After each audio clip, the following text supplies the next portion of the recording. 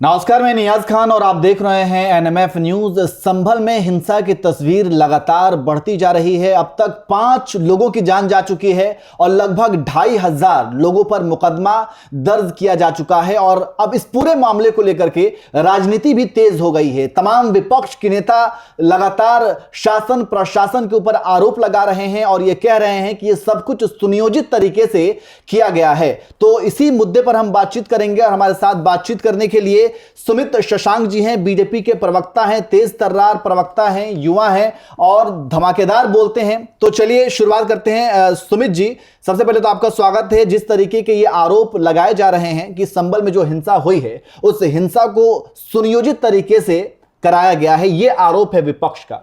देखिए, विपक्ष ने जो आरोप लगाया है, मेरा स्पष्ट रूप से मानना है कि जो कराया गया ये सुनियोजित था, लेकिन ये विपक्ष के द्वारा सुनियोजित था। ये भी समझने की आवश्यकता है। राज्य में कभी भी कोई भी सरकार ये नहीं चाहती कि उसके राज्य में विभिन्न क्षेत्रों में दंगे हों और इस प्रकार की घटनाएं हों। आपको कहीं ना कहीं जो तथ्य हैं उन तथ्यों को देखने की आवश्यकता है। संभल में हरिहर नाथ का मंदिर भगवान विष्णु और भगवान शिव को प्रतीकात्मक रूप से और एकात्मक रूप से पूजे जाने वाला मंदिर है, जहां कहीं ना कहीं बाबर के आक्रमण के बाद किस तरीके से आपने देखा कि राम जन्मभूमि को तोड़ करके बाबरी मस्जिद बनाई गई और संभल के मंदिर को तोड़ करके वहां पे मस्जिद बनाने का काम किया गया।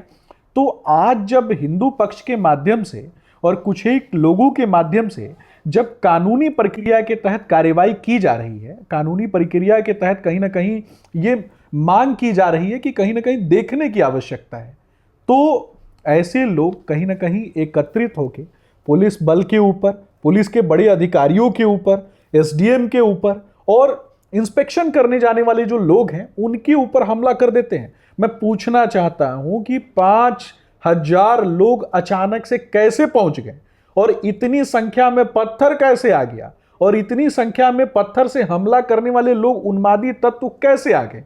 कहीं ना कहीं ये सुनियोजित है, इस बात को मैं मानता हूं। और जिसके खिलाफ जब राज्य की सरकार काम करती है, राज्य का पुलिस प्रशासन काम करता है, राज्य का पुलिस प्रशासन जब लॉ एंड ऑर्डर को बनाए रखने के लिए कार्य करता है, तो ये विपक्ष के लोग आरोप लगाते हैं। अखिलेश यादव जिनका फेवरेट शब्द क्या है, जिहाद, जिनका फेवरेट शब्द क्या है, वोट जिहाद, नोट जिहाद, इस प्रकार के शब्दों का ये प्रयोग करते हैं। लेकिन राज्य की एक बड़ी बहुसंख्यक आबादी को हाशिए पर खड़े रखने का काम ऐसे लोगों के द्वारा किया जाता है और उनकी धार्मिक जो मान्यताएं हैं, पूजा पद्धति है, उसको तिरस्कृत और बहिष्कृत करने का काम वर्षों से ऐसे लोगों ने किया है। चलिए ठीक है, वो आप ये कह रहे हैं, लेकिन जो आरोप लग रहे हैं, क्योंकि यहाँ पर जो है प्लेसेस ऑफ वर्शिप एक्ट का भी एक हवाला दिया जा रहा है और इसके साथ साथ सपा के एक सांसद हैं जियाउर रहमान बर्क, उनके ऊपर मुकदमा दर्ज किया गया है और उनका ये कहना है कि जब ये सब कुछ हिंसा वहाँ पे हुआ है तो मैं वहाँ पे था ही नहीं, मैं यहाँ तक कि यूपी में ही नहीं था, मैं कहीं और था और वहाँ पे कोई प्रोग्राम में मैं हिस्सा लेने के लिए गया था, लेकिन यहाँ पर साजिशन उनका नाम जो है मुकदमे में दर्ज कर दिया गया। देखिए न्याज भाई, ये समझना है कि जबकि इस प्रकार की कोई घटना होती है तो उस घटना के पीछे छुपे हुए जो लोग होते हैं वो कहाँ होते हैं। वो कभी भी उस जगह पे उपस्थित नहीं होते, वो उस इन चीज़ों को प्रायोजित करके वहाँ से निकल जाते हैं, ये भी समझना है। मैं कुछ एक एग्जाम्पल्स के माध्यम से आपको बताऊंगा कि देश में 2-4 ऐसी घटनाएं आपने देखी होंगी। जब से वंदे भारत एक्सप्रेस को जैसे पटरी पर लाया गया और भारत में ट्रेनों की स्पीड को बढ़ाने का काम किया गया, तो कुछ एक लोग जो हैं खास करके आपने देखा कि कैसे पटरियों को डिरेल करने का काम कर रहे थे, ट्रेनों को डिरेल करने का काम कर रहे थे। और उनका मास्टरमाइंड कहाँ बैठा था, तो पाकिस्तान में बैठ करके ऐसे लोगों को वीडियो कॉल के माध्यम से कहीं ना कहीं संदेश दे रहा था। और वो वीडियो कॉल जब वायरल हो जाता है तो लोगों के बीच में ये अवेयरनेस जो है वो सामने आ जाती है। तो इसी प्रकार के जो लोग हैं कहीं ना कहीं मुसलमानों को भड़काने की कोशिश करते हैं।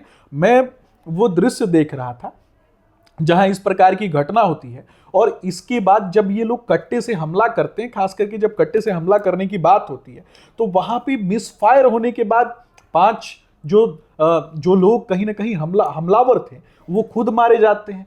तो एक कहावत है ना कि दूसरे के घर पे पत्थर फेंकने वाले लोगों को ये सोचना चाहिए कि उनके घर भी शीशे के हैं। तो कहीं ना कहीं असामाजिक तत्वों के हाथ में कट्टा आया कहां से, इस पर भी तो चर्चा होनी चाहिए। इस पर वो जवाब नहीं देंगे, लेकिन अपने आप को बचाने के लिए वो कहां उपस्थित होना दिखाते हैं, तो बेंगलोर में होना उपस्थित दिखाते हैं। और जो 5 लड़के मारे गए, उनके परिवार वाले जो लोग हैं, उनकी परवरिश वो कैसे करेंगे, इसका भी तो उनको जवाब देना चाहिए ना। चलिए ठीक है सुमित जी, लेकिन ये मैं बार बार ये कह रहा हूँ कि जैसे कि उन्होंने भी, ज़ियाउर रहमान वर्क ने भी ये कहा कि ये प्लेसेस ऑफ वर्शिप एक्ट का ये अवहेलना है, जो 1991 में ये जो प्लेसेस ऑफ वर्शिप एक्ट है। इसके साथ साथ मोहन भागवत ने भी एक बार कहा था कि आप हर मस्जिद के अंदर मंदिर मत ढूंढो, है ना। बाबरी मस्जिद और ये राम जन्मभूमि का ये जो पूरा मामला चला था, उसके बाद क्या कुछ हुआ, सुप्रीम कोर्ट ने फैसला सुनाया और वहाँ पे राम मंदिर की प्राण प्रतिष्ठा हो गई, भगवान राम वहाँ पे विराजमान हो गए। लेकिन उसके बाद लगातार कई सारे, जैसे ताजमहल का मुद्दा उठ गया कि वो भी मंदिर है, उसके बाद कुतुब मीनार का मुद्दा उठ गया कि वो भी मंदिर है, यहाँ तक कि वो ख्वाजा मोइनुद्दीन चिश्ती दरगाह अजमेर शरीफ, उसके बारे में भी कहा जाने लगा। तो ऐसी तमाम तरह की बातें आने लगी थी। उसके बाद मोहन भागवत ने यह कहा था कि ऐसा भी नहीं होना चाहिए कि हर मस्जिद में मंदिर ढूंढना चाहिए। तो अगर मान लीजिए कि बाबरी मस्जिद के बाद और जो विवाद था वो ख़त्म होने के बाद ये कहा जाने लगा था कि अब ये मामला ही ख़त्म हो गया, अब हिंदू मुसलमान और ये मंदिर मस्जिद का, लेकिन ये देखा जा रहा है कि अब लगातार जो है इस तरीके के मुद्दे उठाए जा रहे हैं।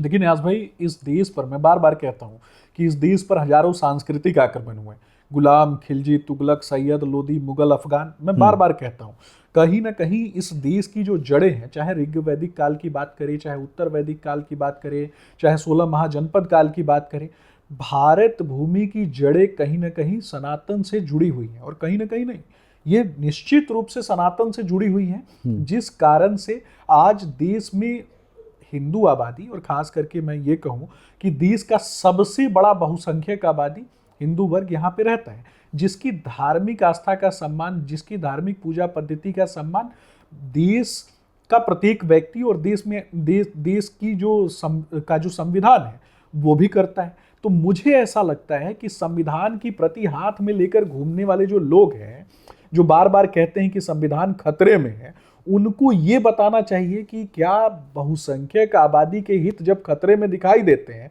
तो उनके मुंह से आवाज क्यों नहीं निकलती, क्योंकि वो उनका वोट बैंक नहीं है। दूसरी बात कि ये बार बार कहते हैं कि संविधान खतरे में है, तो मैं पूछना चाहता हूं उन नेताओं से कि संविधान की कौन सी धारा खतरे में है, संविधान का कौन सा खंड खतरे में है, संविधान की कौन सी उपधारा जो है वो खतरे में है।